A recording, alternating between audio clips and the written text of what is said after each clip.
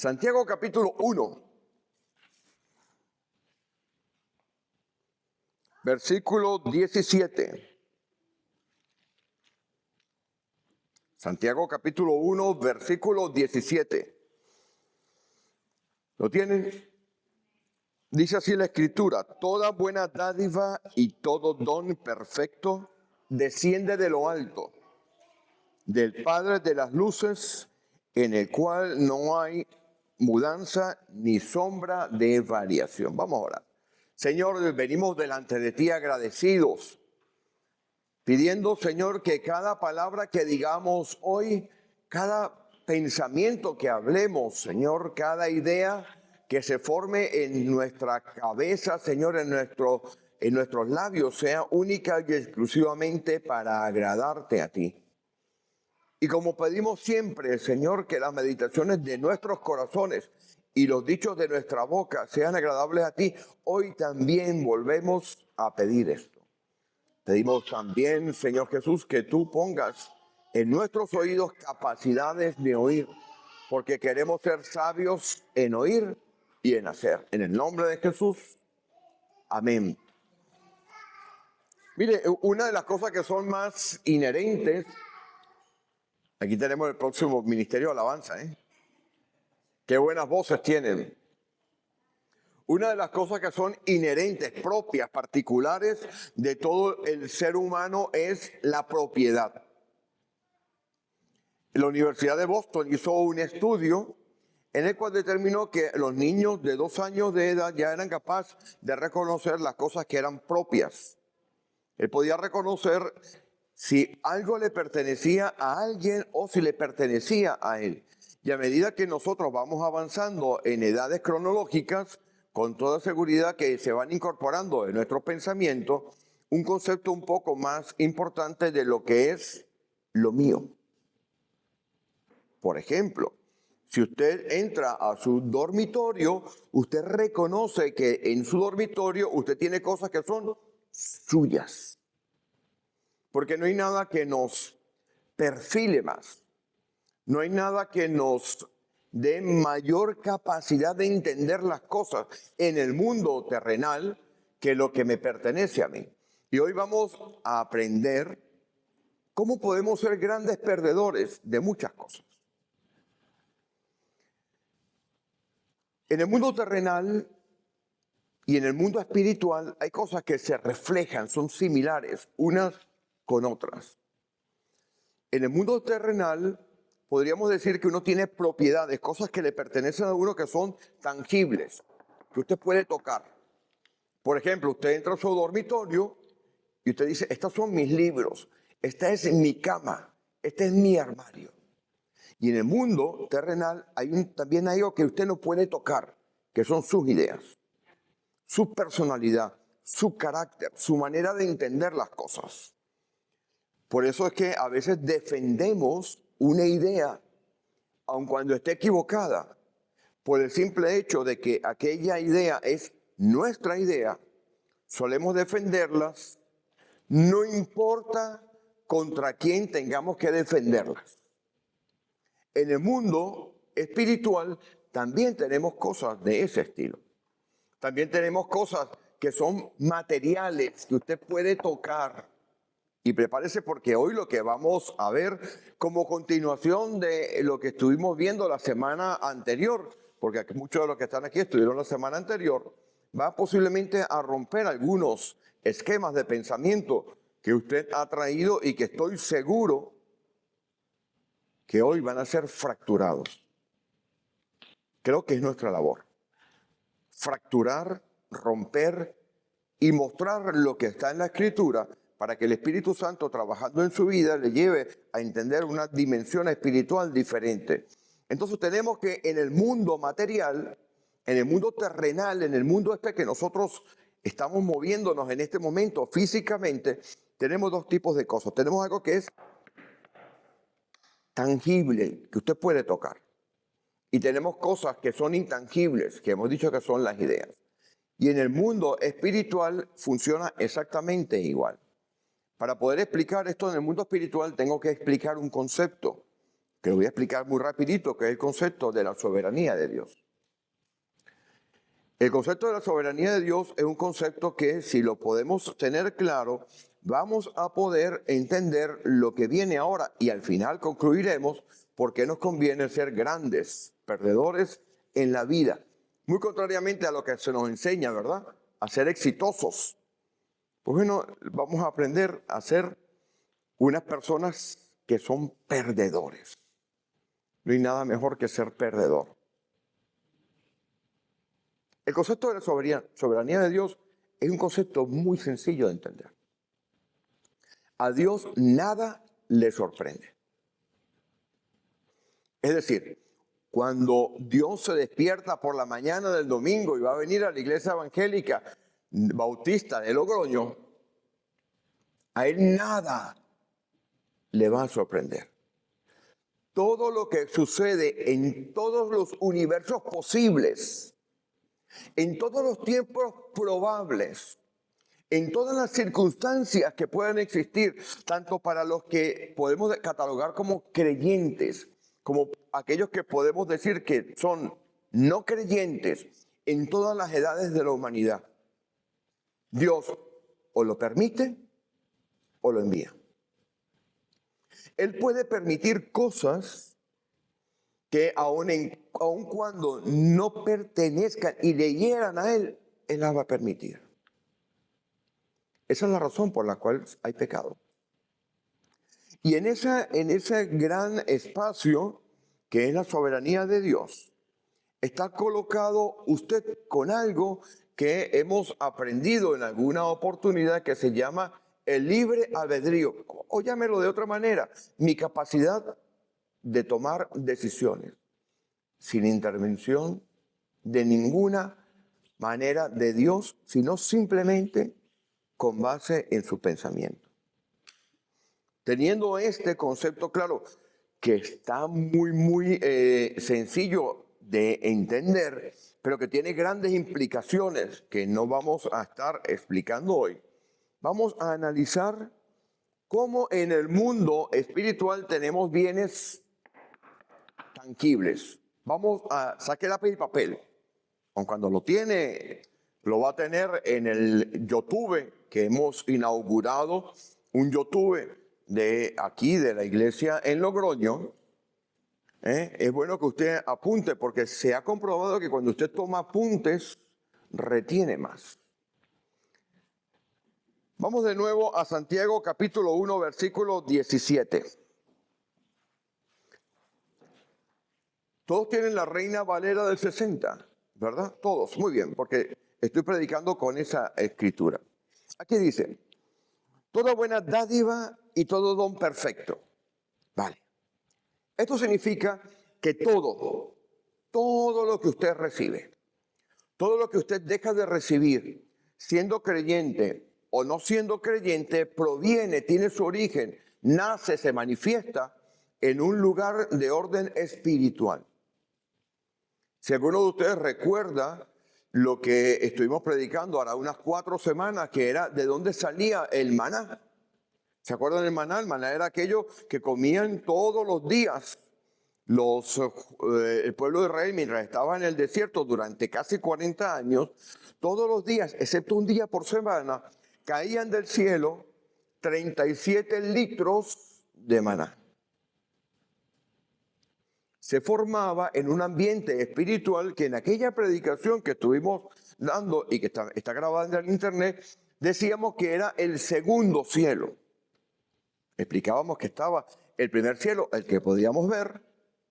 Decíamos que estaba el tercer cielo, aquel cielo en el cual pudo mirar Juan en Apocalipsis capítulo 4, que ve una pequeña ventana, una pequeña puerta, cuando mira, ve todo un acontecimiento que se va hablando después del capítulo 4, y había un espacio intermedio que era el segundo cielo, que era lo que en el cual Dios utilizaba como depósito.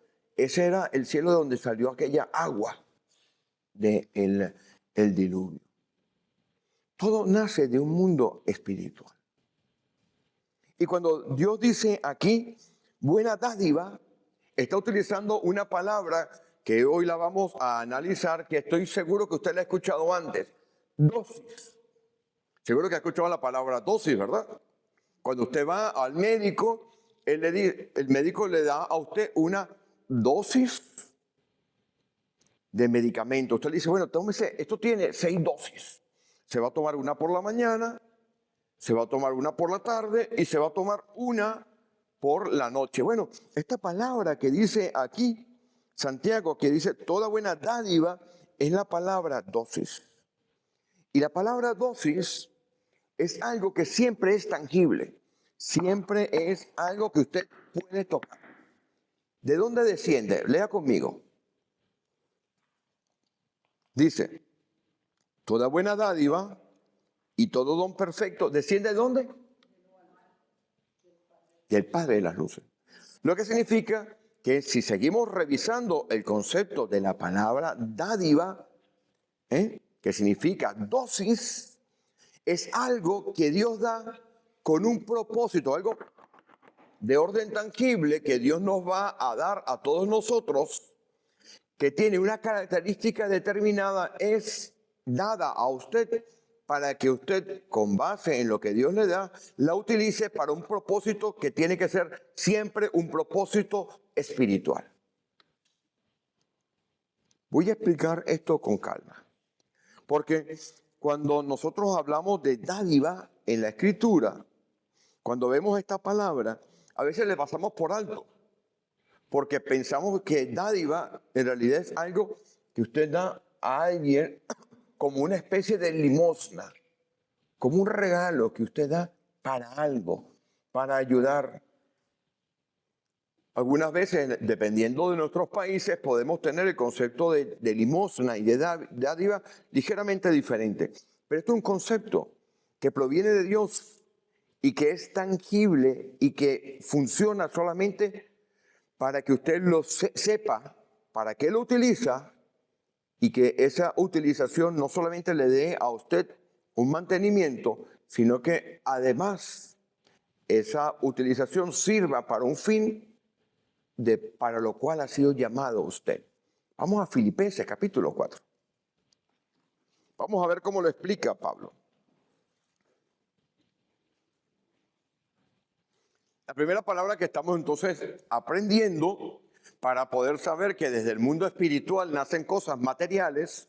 Habíamos explicado que en ese almacén que tenía Dios, de allí salía el maná, ¿verdad? Durante casi 40 años. Hemos dicho que de ese almacén que está allí situado en ese lugar espiritual salió el agua del diluvio. Y miren lo que sale también, la dádiva.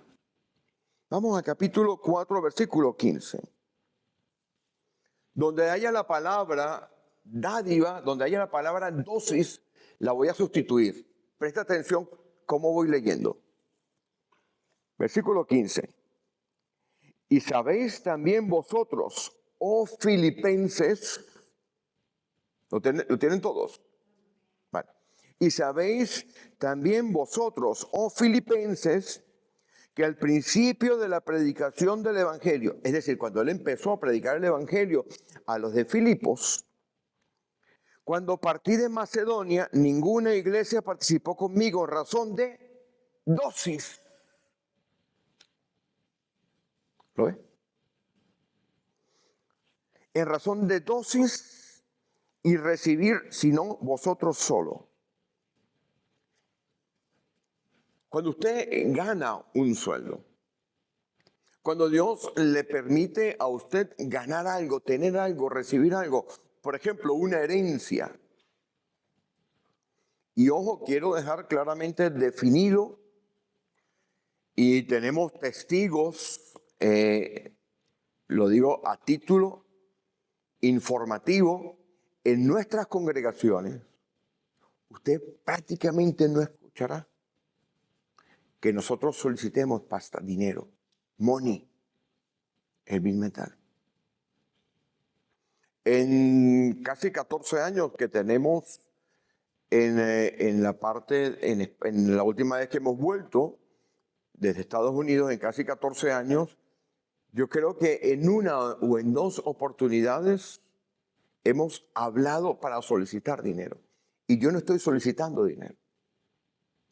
Yo estoy diciéndole a usted que lo que usted recibe de Dios, vale decir trabajo, vale decir sueldo, vale decir que recibe una herencia, esa dádiva, esa dosis que Dios le da, que puede ser de una sola vez o puede ser paulatina, puede ser constante, tiene que estar puesta para el servicio del Evangelio. Observe otra vez estos versículos, pero vamos a darle un poco más de contexto. ¿Lo tienen? Bien, vamos ahora en el versículo 14 del capítulo 4 de Filipenses. Dice así: sin embargo, subrayé la palabra bien. Bien hicisteis en participar conmigo en mi tribulación. En el versículo 13, Pablo había dicho que todo lo puedo en Cristo que me fortalece. En el versículo 15 dice, pero aun cuando puedo todo en Cristo que me fortalece, ustedes, filipenses, han hecho bien en estar conmigo en un momento de dificultad. Ahora, seguimos leyendo. Y sabéis también vosotros, oh filipenses, voy a darle un pequeño tono aquí, que cuando empecé a predicar el evangelio de la gracia de restauración entre vosotros, cuando fui a donde estaban ustedes, siguiendo una visión de un varón macedonio que se apareció y nos dijo, pasa aquí y ayudémonos, ayúdanos, que aparece en Hechos de los Apóstoles. Cuando partí de Macedonia, nadie me ayudó, ninguna iglesia me ayudó. Ninguna iglesia participó conmigo en razón de dosis y recibir, sino solo vosotros. Pues aún a Tesalónica me enviasteis una y otra vez para mis necesidades. Pablo estaba diciendo que él recibía una dosis que habían nacido en el Padre de las Luces, que desciende del Padre de las Luces, de lo alto, que se materializa en lo que usted y yo llamamos, qué bendición, me salió el trabajo soñado. Qué bendición, por fin el abuelete se murió y me dejó la herencia. Qué bendición, alguien me ha dado un coche, qué bendición, alguien me ha dado una casa, qué bendición, alguien me ha dado eso. Todo eso. El propósito no es que usted atesore. Sin nada hemos venido al mundo y sin nada nos iremos. Sino que usted utilice eso o una parte de eso para la expansión de la obra del Evangelio. Hemos titulado esto Los grandes perdedores. Los siervos útiles para el Señor son grandes perdedores. Entonces, habiendo establecido que usted y yo tenemos algo tangible que nace de lo espiritual, vamos a ver qué son lo intangible, qué son las cosas intangibles que nacen también de lo espiritual. Porque tengo que decirle algo, no hay nada que nos moldee más a nosotros que las propiedades que tenemos. Usted tiene sus cosas, usted lucha por sus cosas. Usted tiene sus ideas, usted lucha por sus ideas, por sus planes. Y cuando usted junta lo que usted tiene de posesiones con lo que usted planifica, piensa y actúa, eso es usted. Es su vida, es su personalidad, son sus características, son sus planes, es lo que usted se esfuerza. Pero en el plano espiritual, en el lado de allá, vamos a llamarlo, en donde operan las huestes espirituales de maldad y operan los seres angelicales, en aquel lugar también usted recibe cosas inmateriales, Volvamos. Si les parece bien, mis hermanos, volvamos a Santiago, a 1:17. Ahora, miren la segunda palabra que está aquí. Dice así: toda buena dádiva. Ya sabemos que toda buena dosis. Lo hemos visto allí, ¿no? Toda buena cosa que proviene de Dios. La palabra bueno, ágatas, si usted conoce a alguna persona que se llama Ágata, como aquella famosa escritora, Agatha Christie, significa la excelencia de la perfección de algo. Lo que significa que cuando algo se lo da Dios a usted, ya viene cargado, viene revestido de algo que es bueno, porque viene de Dios. Ahora, usted puede recibir cosas que no provienen de Dios también. Y probablemente en la tercera predicación la vamos a explicar. Seguimos en el versículo 17. Dice así: toda buena dádiva y todo don perfecto. Ahora tenemos otra palabra, don. Seguro que cuando yo le hablo de don, usted estará pensando en los carismas, en esos dones espirituales que aparecen por allá en Primera de Corintios capítulo 12. Pero hay una diferencia. Cuando este hombre, Santiago, medio hermano del Señor,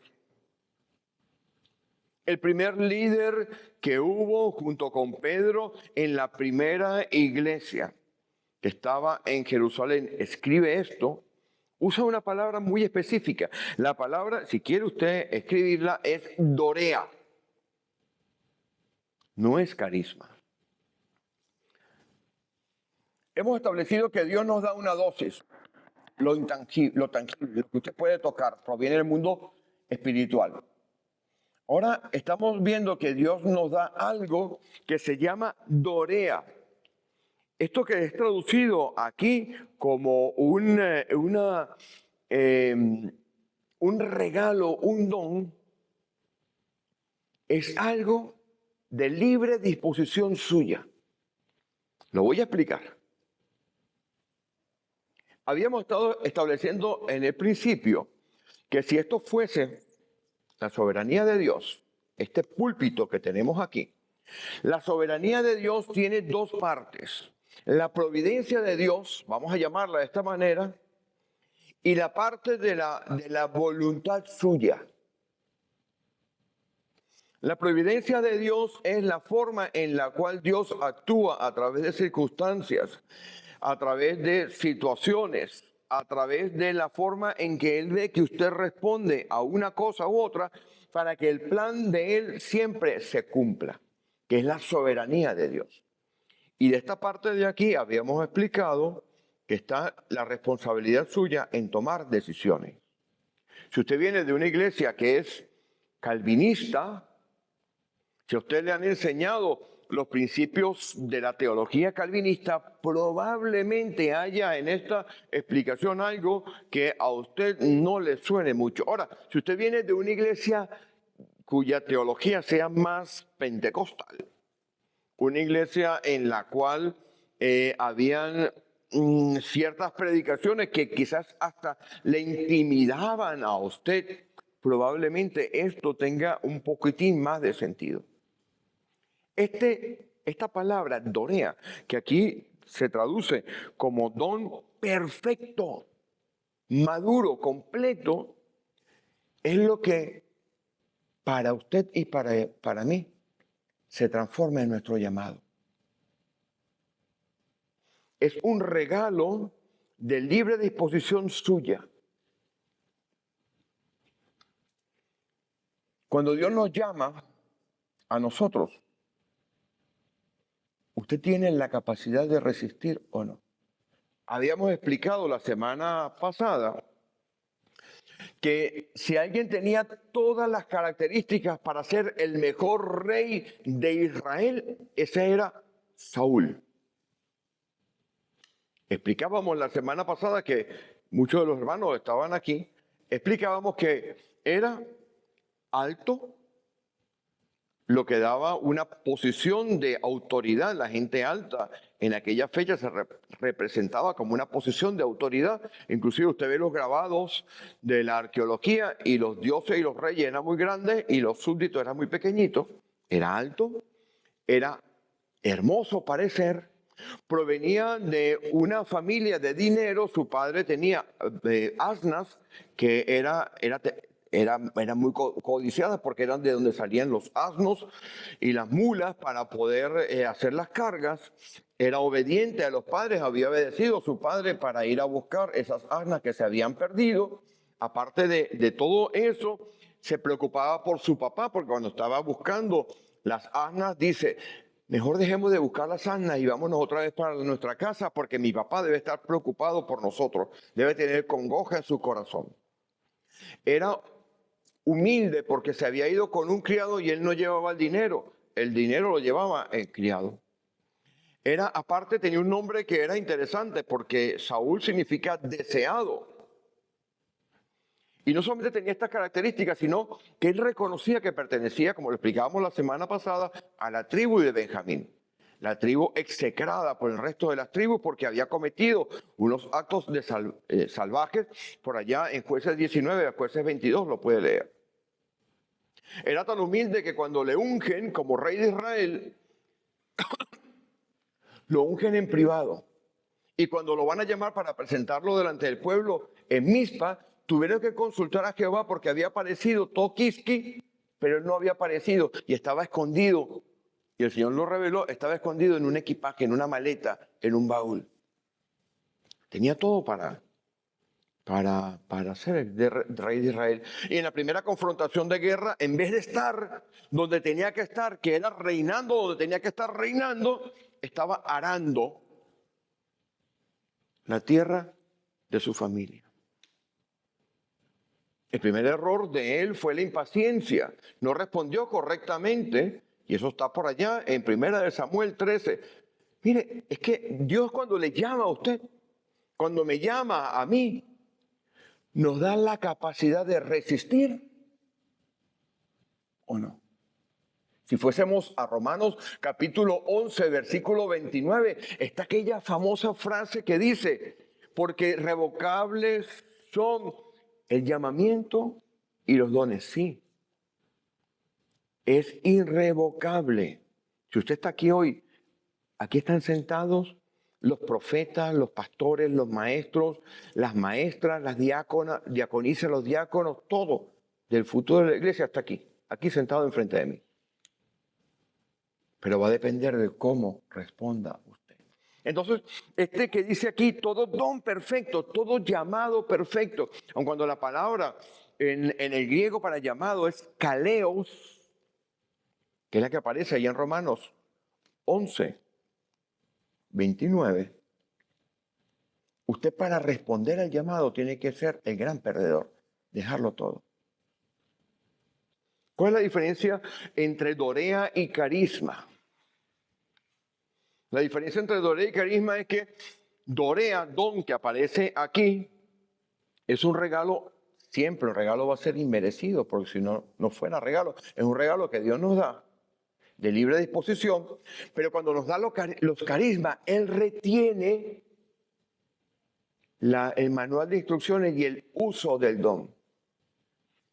Y esto lo voy a explicar. Dios enciende y apaga los dones espirituales de 1 Corintios 12 a voluntad de Él. Esa es la diferencia entre carisma y dorea. Cuando usted recibe un carisma de parte de Dios, Él retiene la llave que los enciende, que los apaga, y Él coloca las situaciones para que lo use, se encienda o no, en una situación determinada, sin que medie la voluntad de usted. Mire que yo lo he visto. En cambio, en el dorea,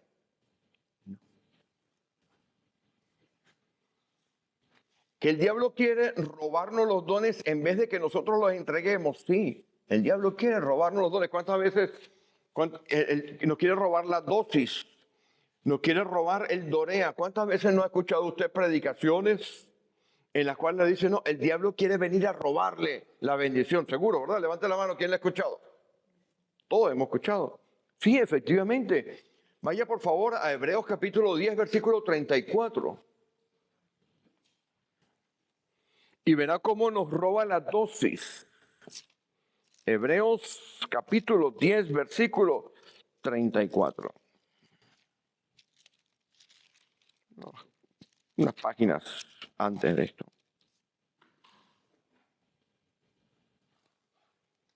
¿Lo tienen? En Hebreos capítulo 10, versículo 34, mire cómo esta gente que son cristianos como usted y como yo, porque esto del dosis, esto del dorea y esto del carisma, solamente lo podemos entender en clave espiritual, solamente lo podemos entender para los cristianos. Mire el versículo 34 del capítulo 10, que lo voy a leer para que quede grabado. Dice así: porque de los presos también os compadecisteis, y el despojo de vuestros bienes sufristeis con gozo. Puede pasar. Y puede pasar en un futuro, porque las grandes amenazas que tenemos nosotros como cristianos están a punto de empezar a materializarse, que es lo que en algunas predicaciones usted habrá escuchado como los tiempos finales. Van a venir unos tiempos muy complicados para la iglesia cristiana. Para los cristianos, por allá en Juan capítulo 16, versículos 1 y 2, dice que el que nos mate a nosotros pensará que rinde un servicio a Dios. Y el versículo 3 dice, porque no conocen a Dios. Sabemos que vamos a pasar situaciones difíciles. Y es el diablo el que está por detrás. Si usted lee en Apocalipsis, dice, y el diablo arrojará a algunos de vosotros a la cárcel por 10 días. ¿Lo está viendo aquí? El diablo puede venir y robarle la bendición. Pero para que eso no acontezca, para que no le quiten la dosis, para que no le quite el dorea, para que usted pueda manejar, gestionar correctamente los carismas que vienen de Dios y que Él retiene el derecho del uso de ese regalo. La gran diferencia, ¿no? Quizás no se lo habían explicado antes, porque como venimos mucho de iglesias pentecostales, pensamos que nos podemos poner de pie aquí y ya podemos empezar a profetizar o hablar en lengua, cuando eso es un carisma que proviene de Dios y muchas veces se nos fuerza a hablar en lenguas y Dios no ha pasado el switch de hablar en lengua. Entonces usted empieza a hablar, bla, bla, bla, bla. Y no me meto por ahí porque nos vamos a meter en problemas. Y se nos puede alargar, pero podemos tener una sesión de preguntas y respuestas posteriores. Para que todo esto sea realidad en su vida, mi hermano, mi hermana que está aquí, ya voy terminando. Usted tiene que convertirse en el gran perdedor. Yo recuerdo que veíamos, hace mucho tiempo, ¿no? Veíamos mi esposa y yo un documental en YouTube. YouTube es una maravilla. Es la mayor fuente de noticias falsas que hay, pero también es la mayor fuente de cosas verdaderas. Aquel documental era muy interesante, en inglés se llamaba The Big Loser, el gran perdedor. Y aquel documental trataba de gente muy obesa, gente que apenas se podía mover y que ganaba aquel concurso si lograba perder 200 kilos o 300 kilos antes de que lo sometieran a una cirugía de estómago. ¿Te acuerdas del programa? ¿No vemos? Pues mire, la vida espiritual es igual. Para que la dosis no sea robada por el enemigo. Para que su llamado sea perfeccionado. Usted responda correctamente al llamado, porque el llamado se vive. El llamado es algo que usted tiene que vivir todos los días. Decía al principio de esta predicación, que no sé si habrá quedado grabado o no, que nosotros somos, Patricia y yo, unos eternos arrancadores. Hemos tenido que arrancar iglesias en Venezuela y ya prácticamente en lo que llevamos aquí en España, 3 congregaciones con esta. Y no sabemos dónde nos va a llevar el Señor. Yo me imagino que hasta con tacataca nos tocará en algún momento, ¿saben?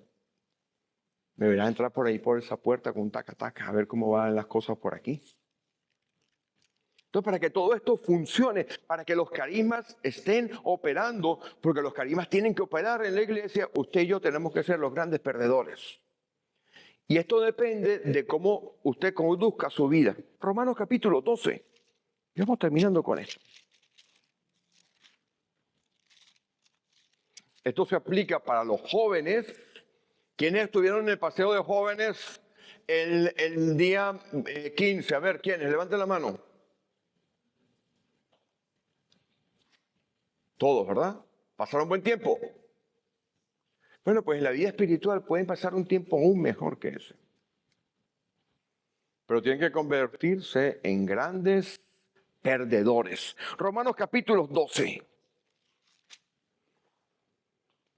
Romanos capítulo 12 es la pera limonera, la llave